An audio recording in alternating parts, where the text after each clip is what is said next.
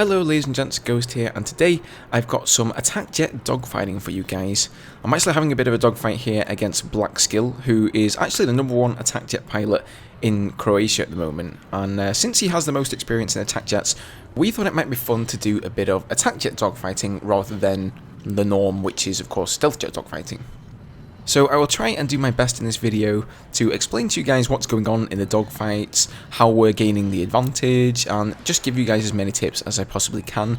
I did think at first of maybe just slamming some cool music over the top like most people do, but I figured you guys probably won't really know what's going on, and just from actually looking at the dogfight, you maybe don't quite understand, why we're doing our maneuvers. And there I go, crashed into the ground, so 1-0 to Blackskill there. That was my bad. Speed failed at the end of the dogfight, and that tiny little speed fail resulted in me just ploughing straight into the ground. So, well played to him on that one. Here we go, up in the air again.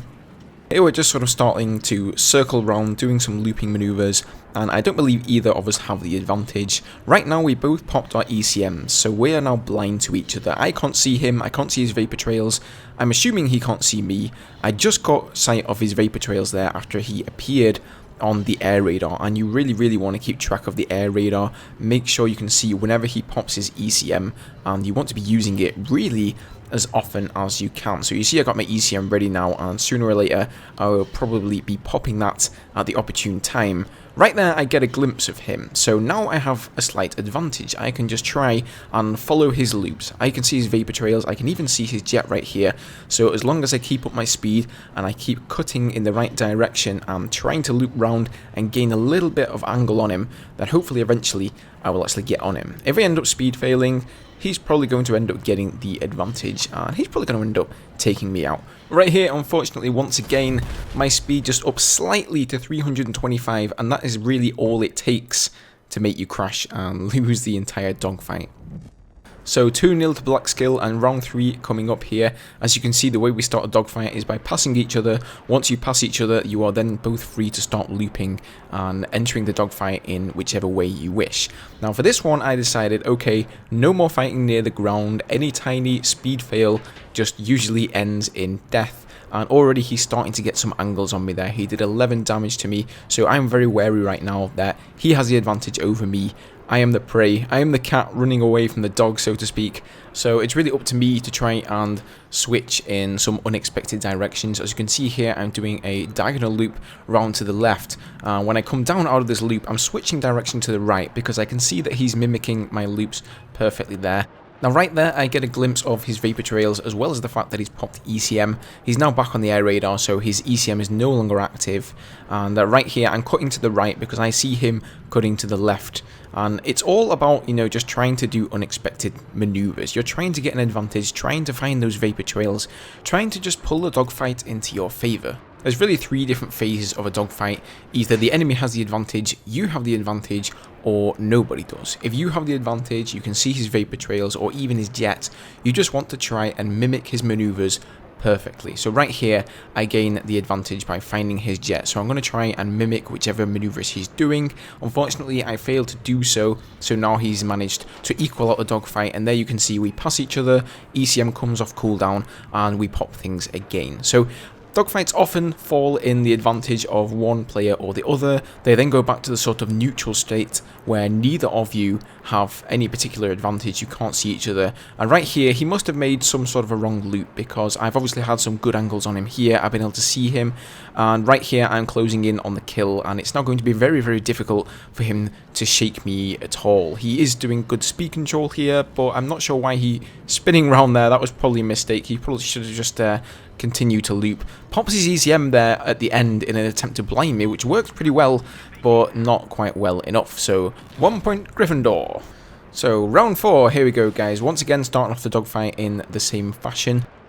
Going in for a downwards loop there to start things off. Blackskill actually recommended to me doing that after I was usually starting with a vertical loop upwards, and said that downwards was better. Here we both pop our ECM, and to be honest with you, I have no idea what happens here.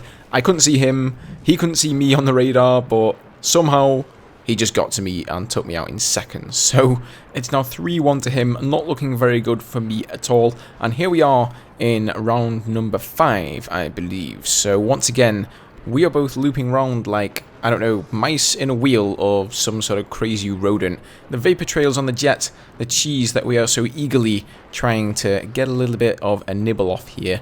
And you're going to notice here, we both pop ECM, neither of us really have sight. I just managed to gain angles on him there, so I'm going to keep on looping around, hopefully in the same direction. Unfortunately, once again, I seem to lose him, and I can see that right now, he's starting to gain an advantage. I'm looping here, and you can see that after he comes out of this loop, he's right up my ass right now, so I am not very happy. I switch direction to the left. I'm not quite sure what happens to him there, but I hear an explosion, so I guess that makes it 3-2. So here we go for round number 6. 3-2, guys. I'm closing the gap here. Who is going to end up the victor? We will find out, but we're just starting to loop around here, starting off the dogfight. I did miss off the start there because it was quite a long one, so I don't want to make this video far too long. We both pop our ECM, both flying somewhat blind. I managed to catch his vapor trails there, and I realise he's in an upwards loop, so I'm going to get on him.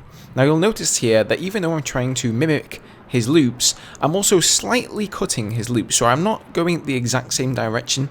I'm slightly cutting in the altitude of the loop and the degrees of the loop, so that I will come down out of a loop and hopefully I will be maybe a few centimeters in front of him. But every time you do that, you gain a few centimeters in front of the enemy jet pilot. That means you're getting closer and closer to actually getting angles to attack him. So here, once again, I can see he's looping down, and you can see here I'm cutting him to the right and to the left of his loop, hoping that he isn't going to switch and change direction. If he would have switched there, that could have mean he could have actually gained the advantage back, or at least made me lose the advantage and taken this dogfight back to its normal sort of neutral state where neither of us are on top of each other. No strange references intended there. We both pop our ECM yet again, both of us using our ECMs here almost as soon as they are available, and there once again I catch a glimpse of him. So once again I'm going to cut to the left, guys, trying to gain the advantage. We've actually gotten out of bounds, so this is going to be a very annoying thing if we stay close to the out of bounds there, and it seems that he's going to try and loop into the out of bounds area, so that if I do indeed get any angles on him, it's going to be harder for me to aim. Now right here, he tries to throw me off. You can see he spirals around upwards, hoping that I will continue my loop downwards and then he can get the advantage of follow me. Unfortunately for him, I do not fall for that, and I end up taking him out relatively easy there. So that makes it 3-3, guys. 1 round left. So here we go, dogfight number 7. This one decides it all between myself and Blackskill. I'm looping around here, and I haven't had a good start to this dogfight. He's already had angles on me, already done 11 damage to me, and you can see here he's on my tail. Look at the air radar, guys. I am not going to shake this guy unless I pull some crazy kind of maneuver. So I pop my ECM at the bottom there in an attempt to try and blind him. I'm looping around, trying to get close into this pylon, hoping that maybe he will have to pull away from me. And as I loop up here, unfortunately, I do speed fail a little bit there. My speed was only around 305, not really where it should be at the sort of 310, 315 mark. And his speed control is just phenomenal, so he ends up coming in, pulling a victory there. 4-3 to Blackskill. Well played, mate. So yeah, that's the end of that one, guys. I hope you enjoyed this. Let me know in the comment section down below, because this is something obviously completely new and something I've been talking of doing for the past few months. I signed up to the ESL one-on-one stealth jet ladder in hopes to get some dogfighting recorded. Unfortunately, it seems that everybody I challenge over there just doesn't respond to me, so it's very difficult to get some challenges accepted on the ladder. It seems pretty dead all in all. So luckily here I found Mr. Blackskill, who was up for doing some dogfighting with me, so many thanks to him. And let me know down below in the comments if you would like to see more, guys. For this one, obviously, I decided to do some post-record commentary because it's just, I can't do it live while I'm flying the actual jets in a dogfight. I've just got too much I'm thinking about in the actual dogfight to do a live commentary on that one. But let me know what you thought of this, guys, and if you would like to see more. Obviously, I decided to do the commentary over the top. Another route I could also go is simply to put some cool music over. If you would just like to watch the dogfight and not have me blabbering on over the top and sort of giving you my insight and explaining things, then, you know, I can do that. That's possible. But please let me know your thoughts down below and whether you would like to see more or not. As always, thank you very much for watching, guys, and I'll see you all in the next video. Cheers!